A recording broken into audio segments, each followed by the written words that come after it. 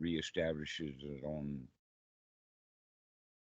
their server so that they can do the record. Okay, so um, Anjuna, you got that name when you were in India, right? Yes. Yes, that's an Indian kind of a name. So let's start talking about the Dhamma, and that the the very best place to start is that the Buddha said, both formerly and now, I teach only one thing, and that one thing is dukkha, dukkha nirodha. Dukkha actually is badly translated into the word suffering, but what a better translation would be is dissatisfaction, or the word that you used would be content. So when people have dukkha, that means that they're not content. They're dissatisfied. They want stuff. They've got a burden. And when we become contented in general about everything, when we learn to become satisfied, then we set those burdens down, because those burdens almost always make us dissatisfied. Just like if a worker was carrying 100-pound bag of cement on his shoulder, don't you think that pretty soon, within a few minutes or an hour or two, he's going to set that bag of cement down because it's heavy? Oh, yes. Yeah. Okay. And so one of the burdens that we can set down is family. Just set them down. It's a big, heavy burden to carry. What, you get 10 people in your family? That's more than 1,000 pounds of dead weight. Hmm. Yeah. And so we can put them down mentally. So, and to get on with it then, the way of dukkha, dukkha nirodha unpacks into the Four Noble Truths. Have you ever heard the term the Four Noble Truths? I have, yes. All right. So the first noble truth is that dissatisfaction actually exists. It exists in every human's mind. It exists in often even a lot of animals' minds. For instance, the animals get hungry. Do your dogs get hungry? Oh, yes. All right, so they're dissatisfied because they're hungry. And so they want you to do something like feed them. And when they get their food, they become more satisfied, unless one of the other dogs is trying to take it away from them. In that case, you've got at least two dissatisfied dogs fighting over the food. So, in that way, dogs are very much like humans, fighting over stuff that they want, hoping that they'll become satisfied. But dogs are not quite as smart as humans. And that means that they don't have quite the same variety of ways to feel bad and be dissatisfied. And so there is an actual cause of this dissatisfaction. Now, some people will say that life itself is dissatisfying. That in fact, there was a bumper sticker in the 1980s. You're old enough to remember it. And that was, life is shit. And then you die. Have you ever heard or seen that? Yes. All right. It's not true.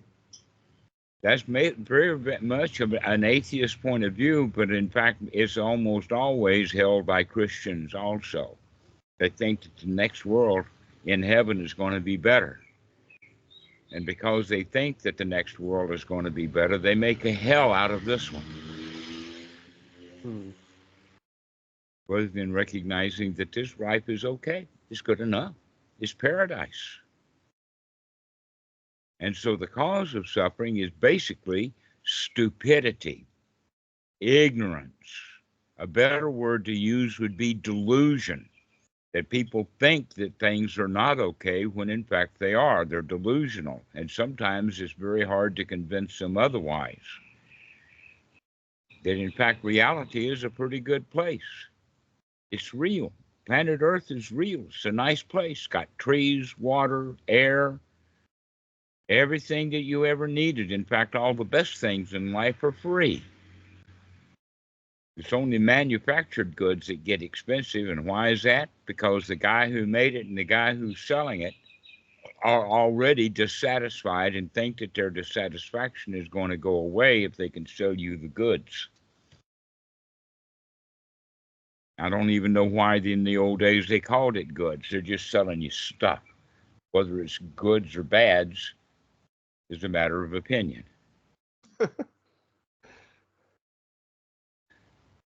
So that delusion then is a delusion about that we want things that we don't have or want to get rid of things that we have to put up with, thinking that we will feel better if we can get rid of it. Now, that's true sometimes. For instance, if you've got a splinter in your hand, then it's actually better to remove that splinter. But in the removing of the splinter, it's going to be a little painful. You don't like it. So, in that same way, we can say that life in general has a lot of dukkha, has a lot of dissatisfactions like a splinter, and that we can remove those dissatisfactions through the method that the Buddha teaches, which is called the Eightfold Noble Path. Have you ever heard of the Eightfold Noble Path? Yes. I've read a little bit of that book before.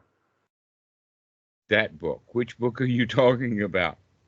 The Noble Eightfold Path by Bhikkhu Bodhi. Okay.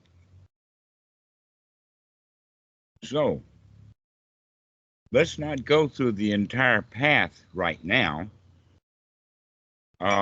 Let's only go through the part that's useful right now. Okay? Now, we've actually skipped over the third noble truth. So the third noble truth is actually when you're out of dukkha, you're actually in a state of satisfaction. You're in a state of contentment. You said that in fact you were satisfied and content with having no running water. Can you get into the state of being satisfied and content without any running women? How about running money? How about running politicians? Can you get along without any of those things that are running around? Running Californias. In other words, can you become content and satisfied with your whole life? Perhaps eventually. Why not do it right now? Just for a I'm little not sure. while, just for a little while, just for the moment, just become satisfied and everything's okay. At this moment, that is true. Okay. Well, guess what? That's the Dhamma. That's what we're practicing, is to come into a state of satisfaction and everything's okay. It doesn't last. You'll go back into your dissatisfaction. When you do, can you see that you've gone back into being dissatisfied and then come back into the state of satisfaction? That's what the real practice of the Buddha is. You mean to maintain it consistently? No, but to remember to come back in it when you find you're not in it. The Um, Buddha actually had this story. Somebody came to him about this, and the Buddha's answer was, when a man loses a foot, let's suppose that the man's foot is cut off. How often does the man remember that his foot is cut off? Does he think about it constantly? Can he sit in a chair and play tiddlywinks and not have to think about the foot that's missing? oh, sure. Yeah, that's the whole point is that we move back and forth. The only time that the guy's going to remember that he's lost a foot is when he tries to get up and walk on that imaginary foot that's gone and falls over. Then he's going to remember.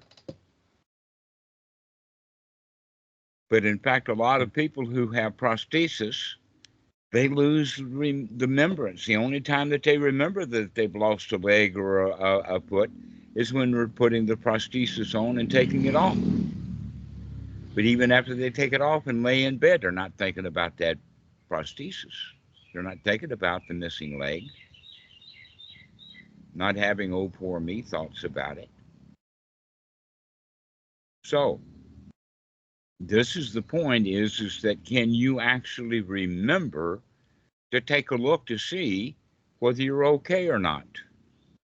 And if you're not okay, then let's fix that and come back into a state of being satisfied, content, and then that's all there is to it.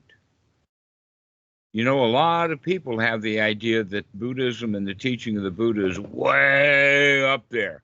They have really special mind states, like being enlightened, being in nirvana. And yet these are just ordinary terms. Can you wake up to the fact that you're unhappy so that you can do something about it? This is what the practice of anapanasati is really all about. Now, anapanasati breaks things down into 4 groups: the body, the feelings, the mind, and the mind's objects. What I mean by the mind here is actually the states of mind, your attitudes. So if you have thoughts of being dissatisfied, let's use the water. Oh, I wish I had water in the house. Oh, poor me, I don't have any water in the house. Then the thoughts are going to be about, I wish I had water. But if you have the attitude that I don't need the water in the house, I can go get the garden hose, then those are going to be the kind of thoughts that you have. So if you have the mentality, if you have the attitude of a victim, then you're going to have the thoughts of a victim. You're going to have the feelings of a victim. You're going to have the body of a victim. But if you have the mental attitude of you're okay, then you're going to have feelings that are okay. You're going to have thoughts that are okay. Your body's going to be okay. Now, in this regard, you could go so far as to say that the guy who is dissatisfied with his body may be a bodybuilder, but he doesn't like it and he wants to keep changing it. He tries to improve it, and look how hard he's working. But if you have the attitude that your body's okay, yeah, it's getting old, but so what? It's getting old, it's fine. Then you're going to be okay with the body. The body's going to be okay. You don't have to build it. It's already okay. Fat and flabby is okay. So this is the real teaching of the Buddha, is coming out of our dissatisfaction. In fact, there's a Pali word called sukha. And sukha is exactly opposite of the word dukkha. So if dukkha is dissatisfaction, then sukha has various qualities to it. One is the quality of feeling safe and secure, because if you feel like you're in danger, then you're dissatisfied. If you're afraid, you're dissatisfied. That, in fact, is what happened with students who don't want to have their videos recorded, is that they're afraid, and they don't even know it. So if you're not afraid, then we can just have fun together. So the state of sukha is the state of feeling safe, secure, comfortable. As the word you used was contented, then we can become satisfied. That's the state of sukha. Safe, secure, comfortable, contented, and satisfied. And we can actually train the mind to go into that state. And when it's out of that state, then that means that we're victims. We want help. We want this, that, and the other thing in order for us to be satisfied. But you can actually train the mind to become satisfied.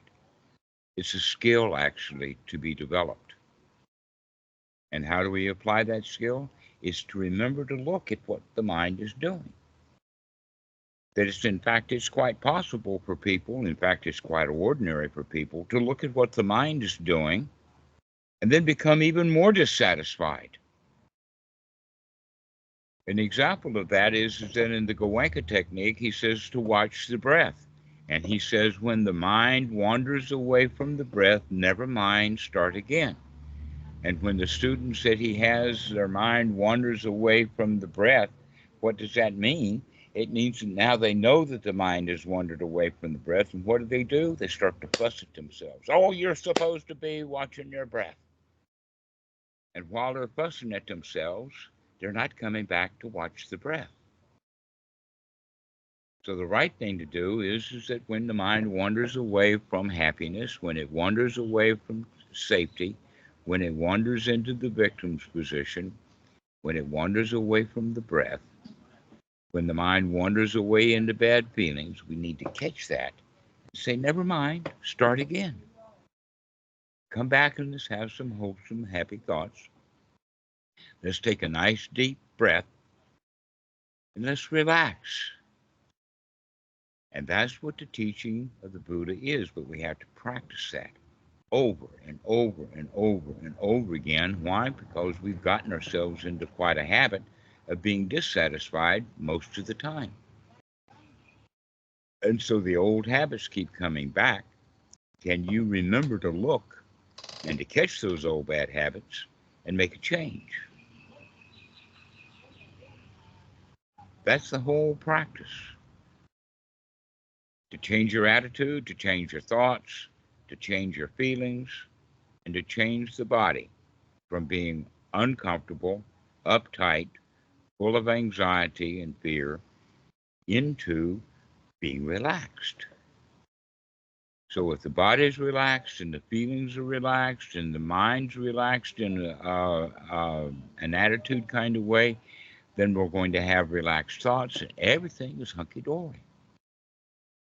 But we have to practice that. Because our whole life we've been around people who are not happy. You're pretty lucky you've only been around the dogs, but they get unhappy too.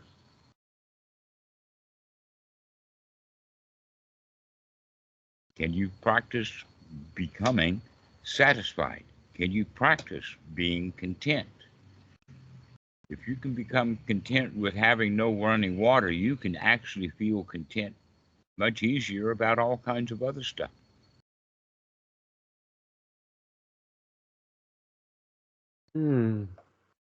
Okay? Now, in this practice, go ahead. It feels like expanding to say taking satisfaction with not having running water and then say being satisfied with something else. For Well, instance, satisfied with the IRS. Satisfied with Trump. Satisfied with Newsom. Satisfied with Christianity, just the way that it is. Satisfied with the Pope. Satisfied with the politics. It's okay, just the way it is.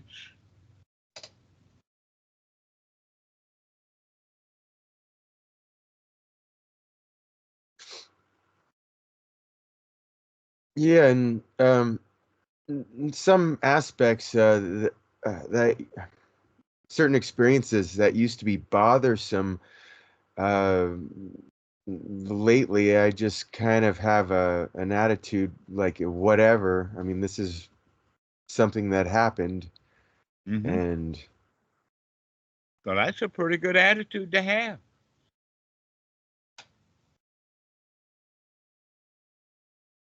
The attitude could actually be stated in the sense of, I don't give a flying rip.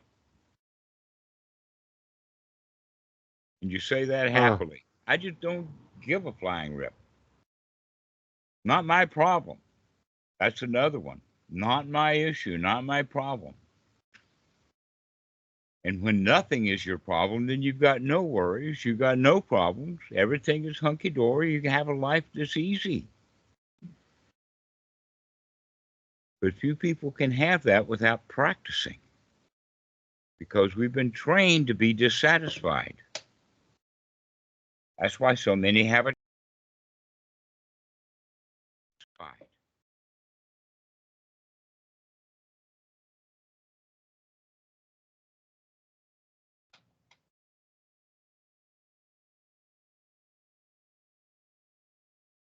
So this is actually the practice. The question is, can you actually take some time out to practice looking at the kind of thoughts you have, looking at the attitudes that you have, and starting to change them?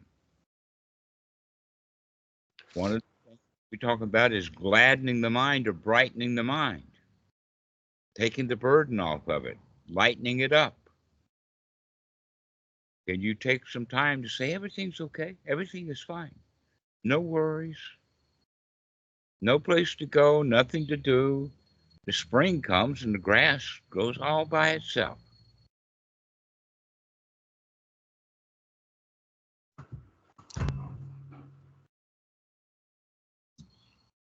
American politics are going to do fine just without you.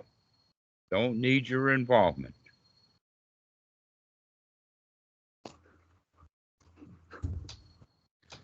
Yeah, the politics have become less and less interesting. It's it looks just like a stage show or something, like the people wanting attention and entertaining everybody with their. Have you ever heard of the, now that you mention it, have you ever heard of the phrase from Shakespeare? Shakespeare said in one of the plays, I think that the play is Much Ado About Nothing, where he says, all the world's a stage and everyone is actors. That does sound familiar. I didn't realize that was Shakespeare. All right, well, there's a little more to it. Not only is everybody on stage as an actor, but they're reading the script. And the script that everybody reads, is a script that was written long ago when they were in their childhood. And so we're reading an old childhood script. And the right thing to do is to close that book, stop reading that script, and take a look around to see that everybody around you is just reading some old script and everybody wants to be an actor on the stage. And wow, what a relief it is when we can say, I quit. Sounds like you've been doing some of that. Living Yes. alone, getting off the stage, go sit in the audience. In fact, the audience area of the theater is pretty empty because everybody's on stage.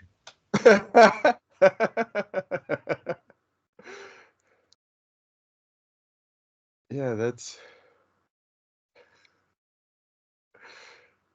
yeah that the that sounds very pleasant to be in the audience, to just all Yeah, that. just to watch the show, just enjoy the show. The show in this case is reality. Just enjoy reality as it is. It's a big, big show. Lots of stuff happening. Can we pay attention rather than worrying about our old worries and trying to get stuff out of the show? Try to steal the props. Mm. And just enjoy. Just enjoy our life. Enjoy the show. But we have to practice doing that. So anytime that you have an unwholesome thought, remember to look at the way you're thinking, so that if you can remember to look, you can see when your mind is unwholesome. And when the mind is unwholesome, you can make a change.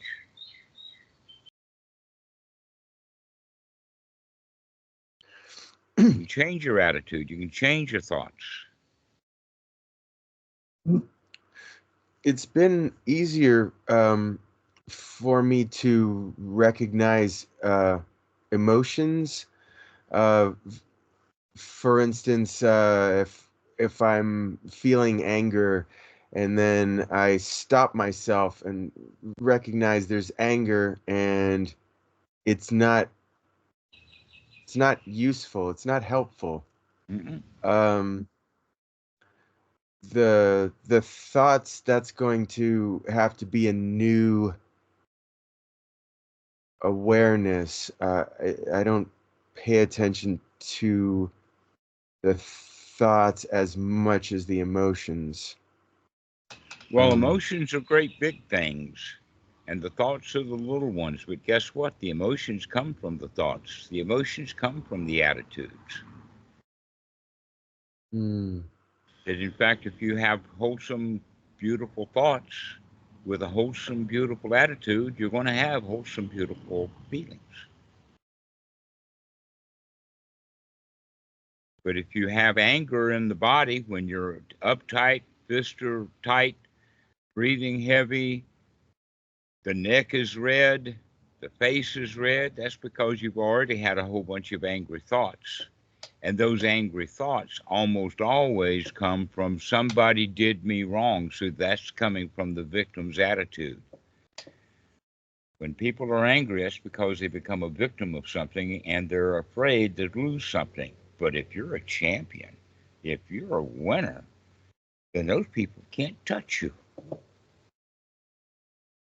Insults can't touch you. Your attitude is your shield. mm, And so changing one's attitude is done by changing one's thoughts. And when we change our thoughts and change our attitude, intentionally changing, then we can begin to intentionally change the way we feel.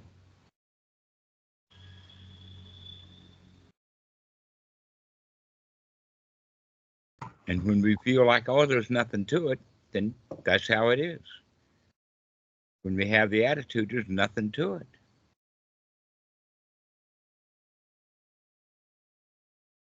So this is the practice of anapanasati.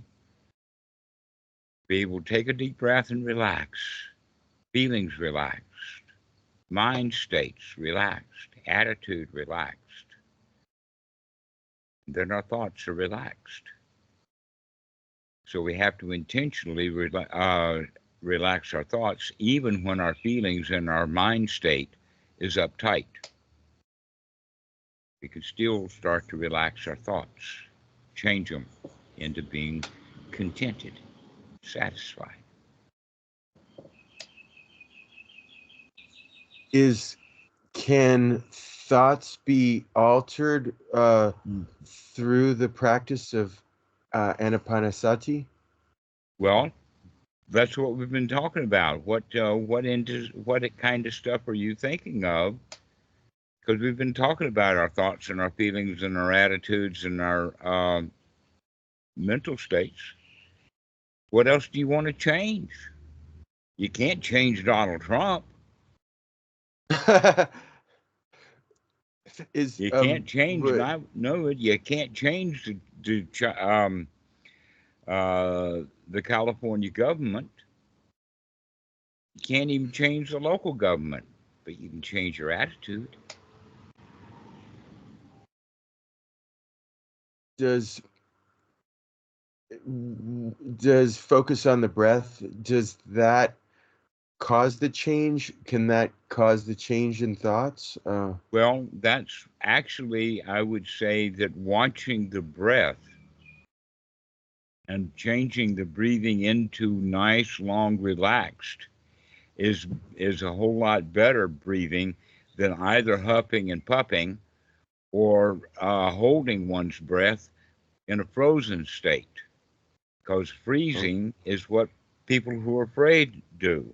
Fight and flight is what people who are afraid do. So, can you actually use your breathing to help you relax?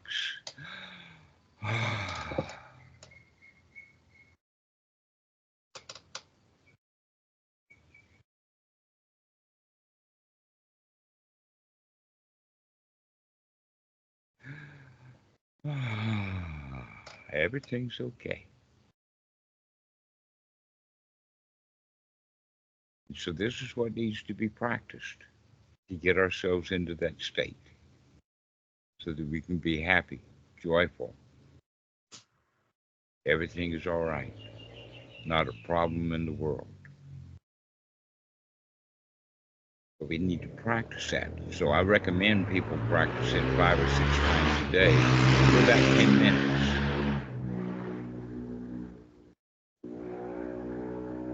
How long? About 10 minutes. You've heard people talk about meditating for an hour. Well, about Mm-hmm. 2/3 of that time is spent with the mind being dull. They're not breathing well. They get the mind dull. Then it starts to dream, and then they have an experience that they think is enlightening.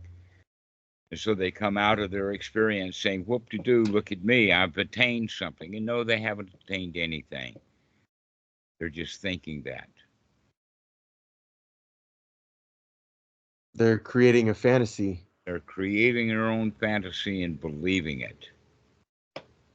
And then when things go back to ordinary, they wonder what happened. I thought I had a magical experience. I thought I was on cloud 9. I thought I was a Buddha. Instead of just being, I'm satisfied. This is good enough. So this is why it's good to make sure that you're breathing well. And I don't recommend that you practice for long times. 10 minutes is enough. Hmm.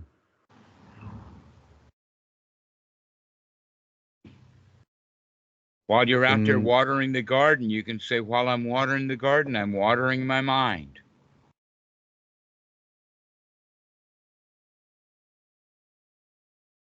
So that the mind is not dry and sticky.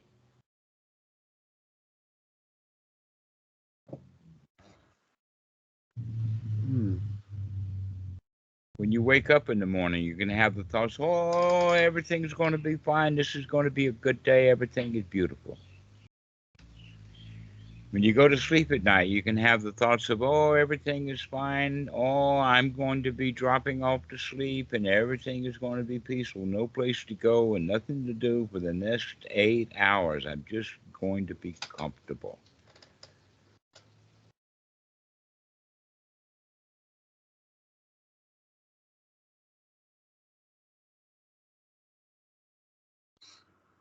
is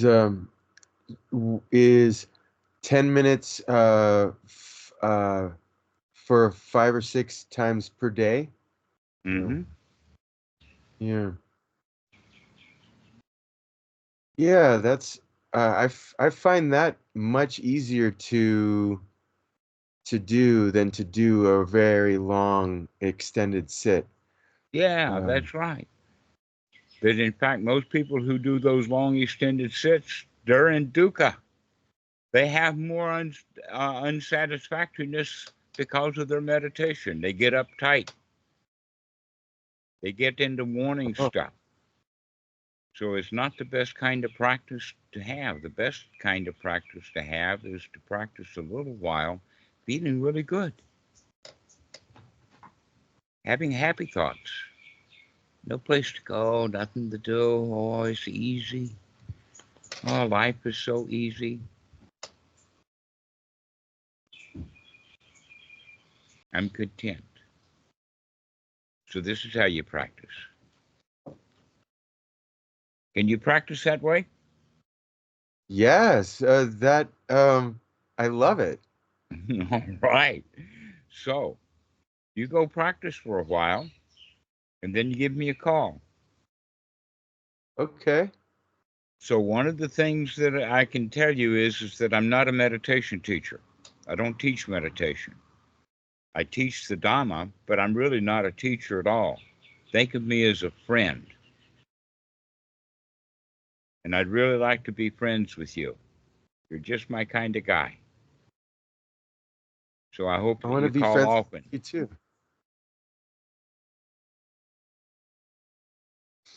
Yeah, it's I haven't been looking to strictly to meditation as a solution or a path, but any method that actually works. And I'll yeah, introduce you I to a community of hundreds of people who know that it works because they've been practicing. You're just beginning. You're just getting started. So you haven't seen the results of what I'm talking about yet. But you go practice it and you'll begin to recognize this works. Practicing being happy makes you happy.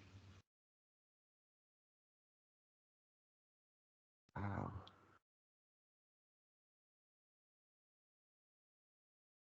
Practicing being content makes you content. Practice being on top of the world makes you on top of the world. Just like practicing being under a pile of shit makes you very good at being under a pile of shit. And that's how most people live their lives, is, buried under the pile of shit that they made for themselves. Oh, that's a very unpleasant choice. Why do so many people do it? I mean, 99% of the people do that. That's their choice. They were taught that way. You were kind of lucky. You had a carefree mom in the new age that went off to India. So let's take advantage of that and continue right along.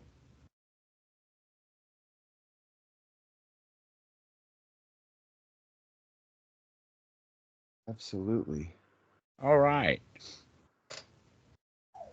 Well, we'll see you. Let's finish now, and I'll see you next week. Okay? Okay. All right. Thank You go practice being happy. Okay. This I'll video see will you be next. available to you. I recommend that you review it. Yes, absolutely. All right. Thank you. Yes. See you later. Okay, see you.